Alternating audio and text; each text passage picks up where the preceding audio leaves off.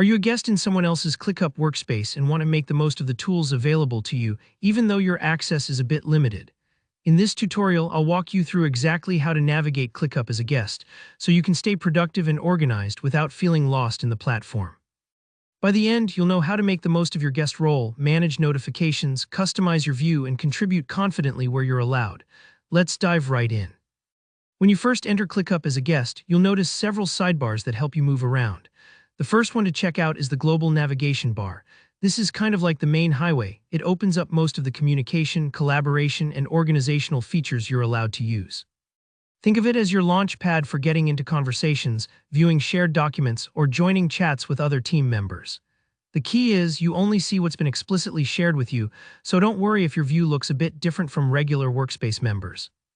Next up, the Spaces sidebar. This is where you'll find the Shared With Me section, a dedicated spot showing all the spaces, folders, and lists that others have chosen to let you access. Imagine this like your personal inbox or front porch. It's everything dropped off for you without clutter from unrelated projects. If you ever feel lost, just head back here and all your shared items will be neatly organized. The Home sidebar is another handy area.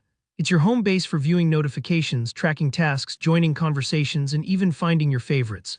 Let's say someone assigns you a task or mentions you in a comment. It'll show up right here so nothing important slips by. You can also bookmark tasks or documents you use regularly, making them easy to find later. Across the top of your screen, you'll see the toolbar. This is where you can search for specific items, create new tasks if your permissions allow, and access your personal or account settings. The search feature is a real lifesaver, especially if you're working in a fast-paced team and need to jump right to a certain document or chat. Don't hesitate to experiment with the search, it's faster than scrolling. You'll notice the Views bar as well. It organizes how you see tasks inside any space, folder, or list that's been shared with you. Maybe you prefer a classic list view or want to see tasks laid out on a visual board. Switching between views can help you tackle work in whatever style feels best. If you ever feel overwhelmed by too much info, adjusting your view here can bring clarity. Now for deeper searching and quick navigation, you can use the Command Center. This is an all-in-one lookup tool, letting you search for docs, whiteboards, chat messages, and more. If you ever forget where a file is or need to reference a conversation, this tool pulls it up in seconds. It's like having a superpowered spotlight to find anything shared with you. Let's talk permissions. As a guest, your ability to create or edit items depends on what the workspace admin has set for you.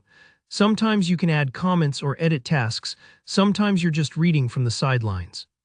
If you're ever unsure, try making a small change. ClickUp will let you know when you're unable to edit.